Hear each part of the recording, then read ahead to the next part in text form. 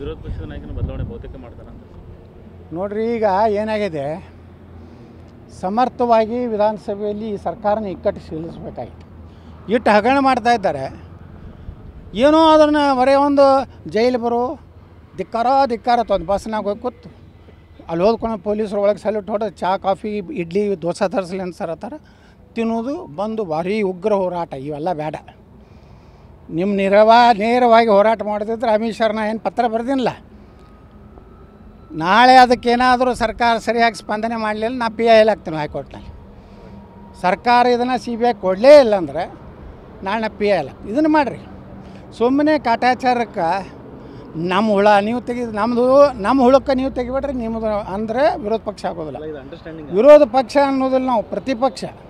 ಅವ್ರು ತಪ್ಪು ಮಾಡಿದ್ದನ್ನು ಹುಡುಕಲಕ್ಕೆ ನಾವು ಜನ ನಮ್ಮನ್ನು ಇಲ್ಲಿ ಕುಂಡಿರ್ತಾರೆ ಬಿಟ್ಟು ನಾವು ಬರೀ ಪಂಡನೆ ಒಂದು ಜೈಲು ಬರುವಾದ್ರೆ ಏನಾಗೋದಿಲ್ಲ. ಹಾಕ್ತಿಲ್ಲ. ಈಗದು ಅದರದ್ದು ಉತ್ತರ ಈಗ ಅಮಿತ್ ಶಾ ಅವ್ರಿಗೆ ಬರೆದಿದ್ದೀವಿ.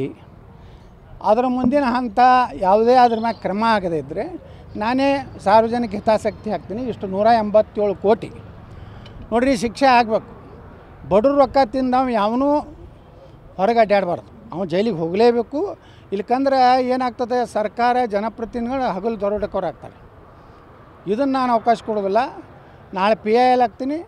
CBIಗೆ ಇದನ್ನು ಕೊಡ್ಬೇಕಂತೇಳಿ ನಾನು ಹೈಕೋರ್ಟಿಗೆ ಮನವಿ ಮಾಡ್ಕೊತೀನಿ. ಇನ್ನೊಂದು ವಾರ ನೋಡ್ತೀನಿ, ನೋಡಿ ನಾನು ಅದನ್ನ ಮ್ಯಾಗ ಕ್ರಮ ತಗೋತೀನಿ. ಸರ್, ಈಗ ಸ್ಟಾರ್ ಪ್ರಚಾರಕರು